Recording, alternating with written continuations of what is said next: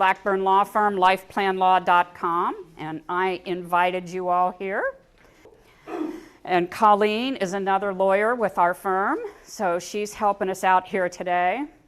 Let's talk first about what is long-term care. When I say long-term care, what am I talking about? Well, I could be talking about care at home, because a lot of people do have care at home with their spouse or their family, sometimes with hired assistance, and sometimes with paid help. Now, Genworth is a big long-term care insurance company, and Genworth does a survey every year, and the 2021 survey says that if you're going to pay for 44 hours a week for housekeeping or home health aid, which is, of course, one of the lowest levels of assistance in the home, you're going to pay about $4,767 per month. So these things are not inexpensive. Well, what else is long-term care? Well, an independent apartment at senior living would be long-term care. A CCRC, now that's a continuing care retirement community. That's a community like the Westminster facilities that you buy into. Does anybody live in one of those communities? And those are appropriate for some people, but you pay an entrance fee to it, and then you also pay a monthly maintenance fee, but you are guaranteed 3 levels of care. You're guaranteed independent living, you're guaranteed assisted living, and you're guaranteed skilled nursing. Continuing care retirement community. So that may make sense for some people. I find for my clients that it makes sense for people who have no family.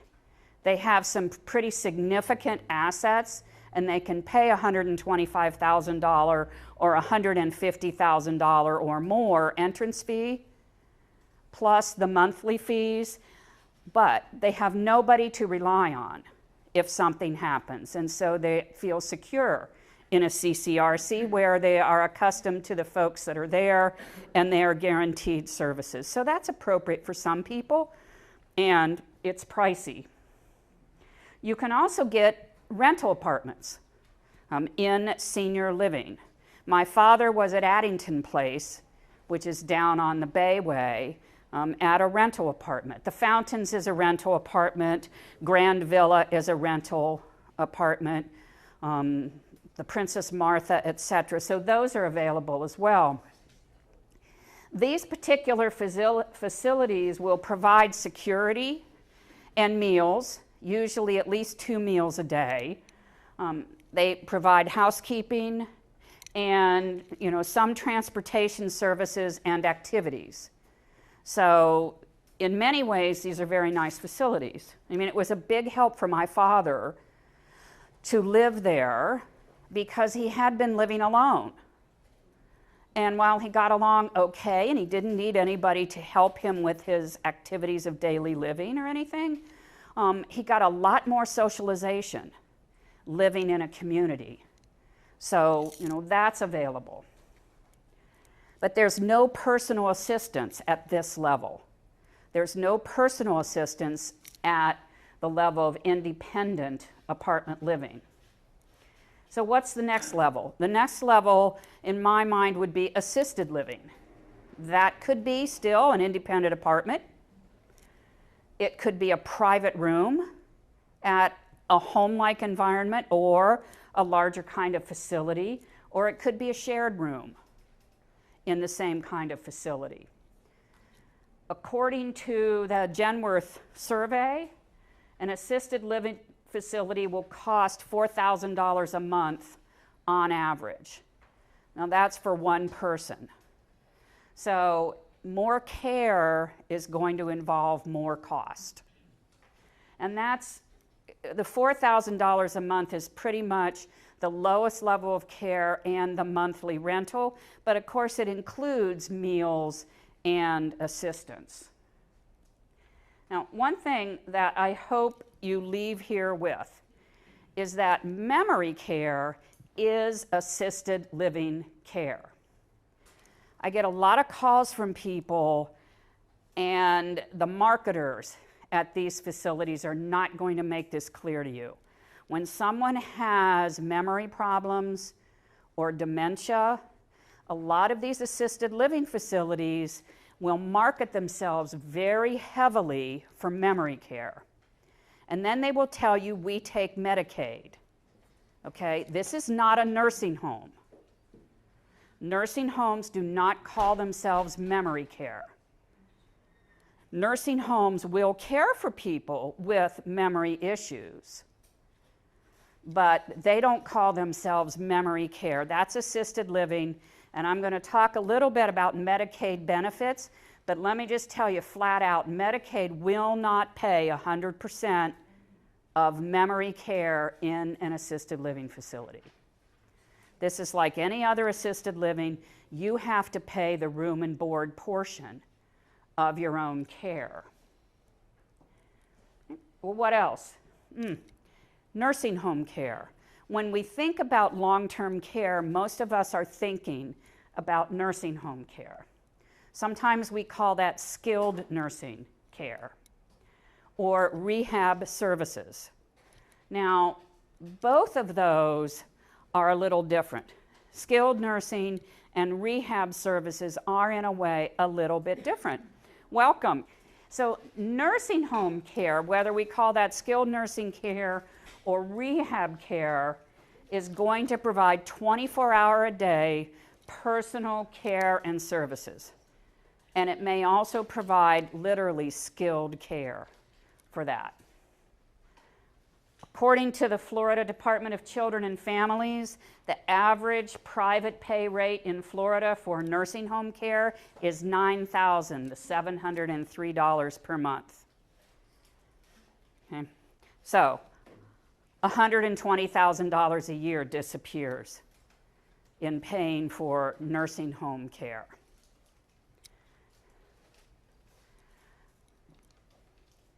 Here's a striking statistic. The Genworth survey estimates that 7 out of 10 people will require long-term care in their lifetime. Now, that doesn't mean 7 out of 10 people will be in a nursing home, but it does mean that most of us, as we age, are going to need some assistance with things. So let's talk a bit about payment sources for long-term care and go back through the same kind of levels of care. So care at home, having somebody help you at home. I spent about 30 years of my career representing catastrophically injured people, and when we were looking at economic damages, we actually got PhD economists to come in and testify about the value of services that are provided by family members and spouses. So I will not say that care by a spouse or a family member is free. It isn't. I mean, it is an enormous benefit that family members provide to people who need help. But if you actually ask for United States Department of Labor statistics of the value of that, I guarantee you'd be shocked at the value of that care that's provided by family. You can also pay privately for care to come in. Here's where long-term care insurance can help. Now, VA, the Veterans Administration, aid and attendance can help with this. How many of you are veterans? Awesome. So you want to pay special attention when I talk about VA aid and attendance, because veterans who were honorably discharged, served at least one day during a wartime, and have modest means, modest income, and modest assets can get a little over $2,000 a month in help from the VA, which can be the difference between being able to stay in your home or live in a nice assisted living facility or going to a nursing home. So that's a nice benefit. And then there are some limited Medicaid benefits at home. Now, this is where I said it's almost true that Medicaid only pays for nursing homes. A lot of the Medicaid lawyers, the elder law attorneys like me, we call these waiver benefits for Medicaid. You can get up to about $1,200 a month of Medicaid benefits to help in the home. However, one, you have to qualify for Medicaid. Two, there's a wait list for those services, and the state won't tell us how long it is. So people with greater needs get the benefits sooner than others. People with lesser needs will probably never be reached on the wait list. And it's run by managed care. So it's turned over to an insurance company who decides what you need. So if you figure you're going to get about $1,200 a month, remember $4,700 a month to get help in the home, you're not going to get much. So there are some limited Medicaid benefits. There's a special place for people on these waiver benefits. I don't have this in the slides, so if you care to remember this, write it down. People who have been in a nursing home for 60 days go to the top of the list. So this is going to be people who had something happen like a broken hip, a stroke, a serious illness, who were in a nursing home for rehabilitation, have been there for 60 days, and have gotten well enough to go home. Those people can continue Medicaid benefits at home, but at that level I just told you. So it's still quite limited. Independent apartments at senior living, well, can you get help with that? Well, you can pay for it yourself. Long-term care insurance will pay under certain circumstances. VA aid and attendance will help with that. And then those limited Medicaid benefits are available there as well, but they only pay for the care component. They do not pay for the room and board component. I understand that a lot of the facilities in Sarasota will fudge that a bit and will give you a discount on your room and board for the Medicaid portion. In Pinellas, forget it. In Pinellas, they want their full room and board, and if they're giving you $400 a month of care, they want their $1,200. It's a business. So back to payment sources for long-term care. In assisted living, whether that is in an independent apartment, in a shared room, or in a private room, we have the same sources: private pay, long-term care insurance, aid and attendance, and limited Medicaid benefits. Those are the same sources for memory care. So the room and board portion for memory care is more expensive because those are monitored units. Sometimes they're locked units so that people with memory difficulties won't or can't wander somewhere. Well, what about nursing home and what we call nursing home rehab? This is where a lot of confusion comes in. So Medicare will pay 100% of rehab for 20 days. And they will pay up to 100 days with a copay. The copay is currently $194.50 per day, or nearly $6,000 a month. Now, I don't include this in long-term care because it's not long-term care. This is rehabilitation. This is when you broke your hip and you need physical therapy, you had a diabetic incident and you need to get your blood sugars stabilized, had a stroke and you're having rehab, but you're going to get better. One of the requirements for nursing home or for Medicare payment in a nursing home is that you're getting better. So when somebody plateaus and they're not going to get any better, Medicare is going to cut you off. It's only to get you better. And then they only pay for 20 days.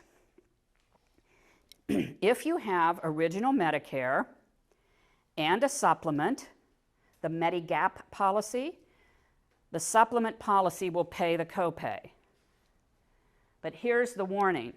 Medicare Advantage, you know, the one that's so cheap and gives you some of your Part B back, and it's so great because you get a silver sneakers. No. The Medicare Advantage Advantage plans are not going to pay that copay. So if you're on Medicare Advantage, you use up your 20 days, you still are getting better, you need rehab, $194.50 a day. Yes? Mine says Medicare Plus for insurance as Blue Cross. Yeah, it's a Medicare Advantage. I mean, I don't get any kickback for my Part A and B or anything like that. Well, some of them give you kickback for it, some of them don't. But here's the thing, this is why I invited Roy to come here today. So if you have a question about your particular plan, feel free to talk to Roy afterward about that, because he's the one that understands all these different plans. I have the big picture, he's got the details, okay? So what about nursing home that is not rehab? So maybe you were in rehab and got to the point where you can't walk, can't transfer on your own, can't live independently. Now you have to have 24-hour assistance available to you. Now you're in long-term care. Now your benefit sources are private pay at almost $10,000 a month. Long-term care insurance will pay for that, and full Medicaid benefits. So here we are where most people who come to an elder law attorney like me for Medicaid planning are people in this situation. They've been in the hospital, they went to rehab, they didn't get well enough to go home, and now they have to stay in a nursing home. And they don't have $10,000 a month to pay for it. So now we have to transition them to Medicaid. Medicaid will pay 100% of this. It makes no sense to me that they will pay for that and won't pay for the lesser, less intensive areas, but I don't make the rules.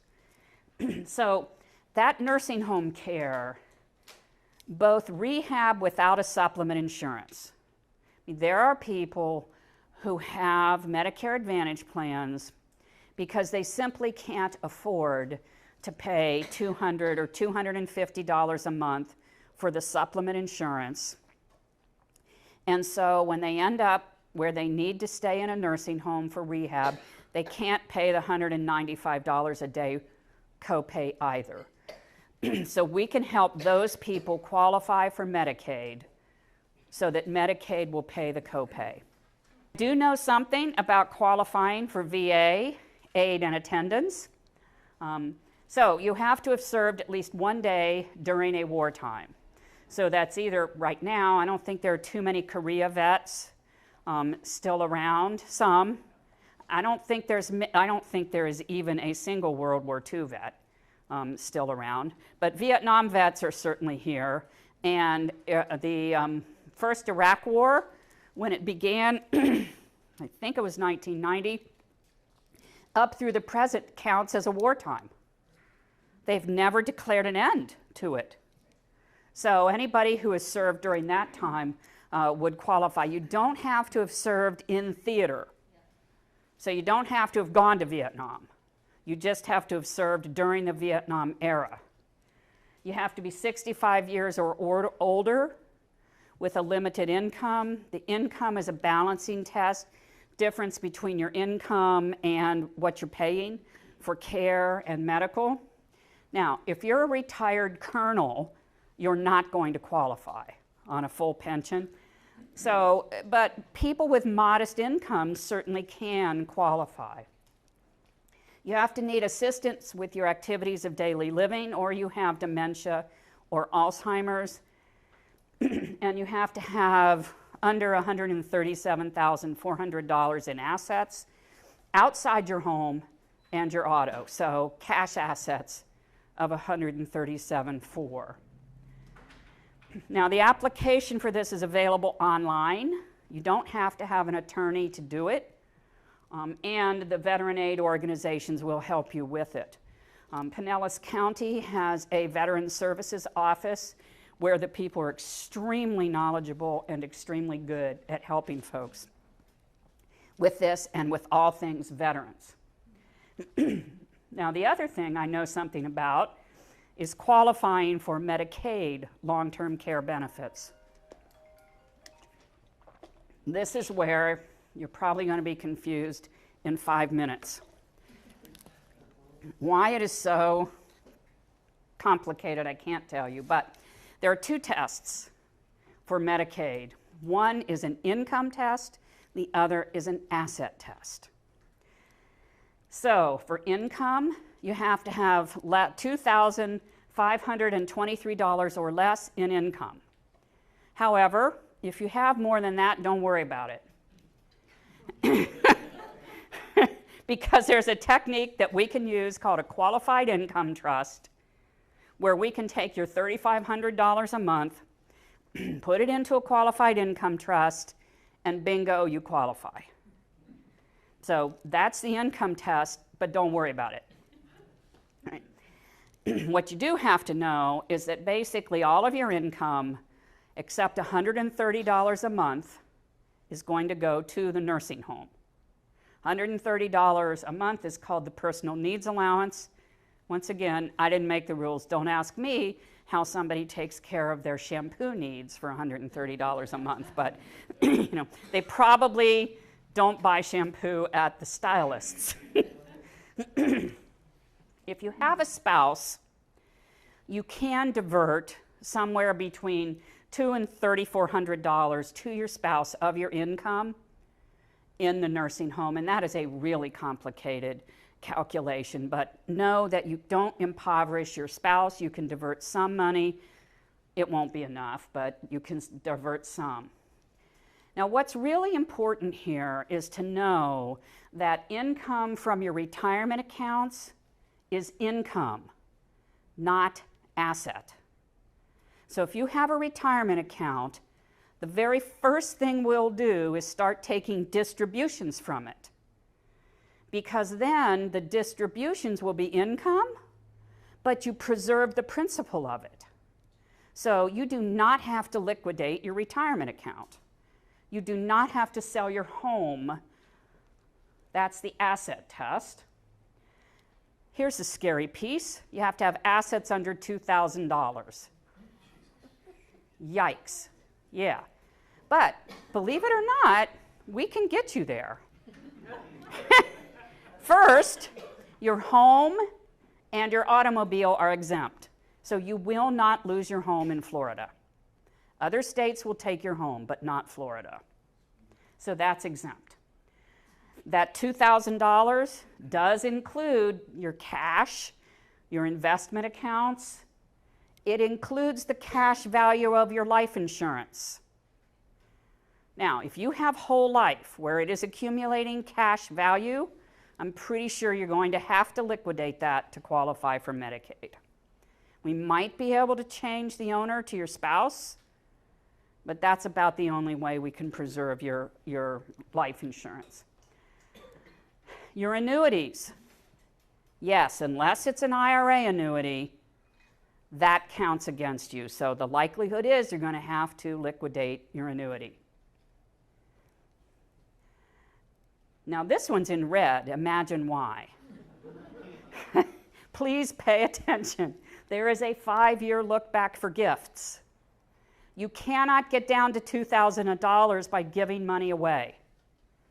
It will disqualify you from Medicaid.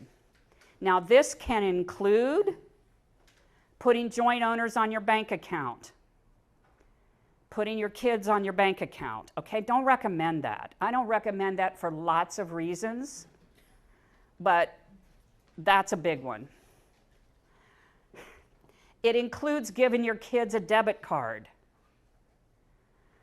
I don't know why, for some reason, I'm seeing, moms taking care of sons who drain their bank account every month. That's going to be a problem with Medicaid. And so at some point you just have to steel yourself and say, no, I just can't do it. It's gonna put me in too much of jeopardy. Right? So how do we get your assets under $2,000? Well, you can spend it. You can spend it on items for fair market value. But of course, whatever you buy with it is going to count as an asset. You can pay off the mortgage on your home because your home is exempt. But other than that, you're going to have to, or an automobile, you're going to have to account for the asset that you purchased with it. I call techniques to get you under $2,000 to qualify for Medicaid restructuring your assets. I don't know that other people call it that, but I do. And this is according to Medicaid rules. Okay, so flat out, your spouse can have $137,400 in assets and you qualify for Medicaid. So if you've got $135,000 between you, we're going to move it to your spouse and you're going to qualify. That's a very simple technique.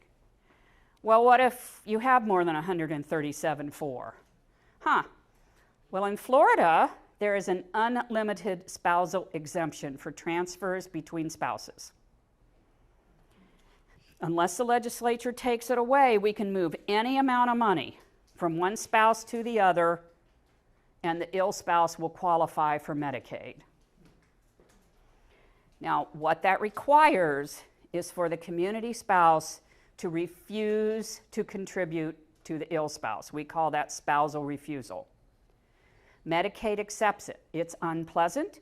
You don't want to think about it. Think about it as a business transaction. So we can move any amount of money from, or assets, vacation home, boats, whatever, to the community spouse, and you will qualify. So that's one way to do it. Another way to do this is what we call a lifetime personal services contract. Right, if you don't have a spouse, now we're limited in what we can do. So one thing that we can do is we can pay someone. It doesn't have to be a child. It could be anybody, but I would trust them if I were you. We pay them a lump sum up front to provide a list of services to you for the rest of your life. Things like managing your finances, visiting at the nursing home, going to the care plan meetings and making sure you're receiving appropriate care, communicating with your doctors. Let me tell you, that takes time. I did it for my dad, and it takes a lot of time, and it takes a lot of effort. So Medicaid understands somebody has to do that. So they will allow you to pay them a lump sum up front to do that for the rest of your life. The amount is based upon your life expectancy, according to the life tables. However, it's taxable to the recipient. There's a catch to everything. If you want to know, gosh, is there any way to avoid that? Maybe. Talk to me privately. You can use rental property. So let's say you've got $5 million. Now, if you have $5 million, you probably want to pay for 24-hour a day, 7-day a week in-home care. But if you don't, we could buy rental properties. Now, the net rental income becomes income. That goes to the nursing home. However, we preserve the value of the properties. including the appreciating value of the properties. I don't use that very much because, quite frankly, if we're putting that much money into rental properties, the income is going to end up over $10,000 a month anyway. You know, so it's generally not helpful to do it, but we can.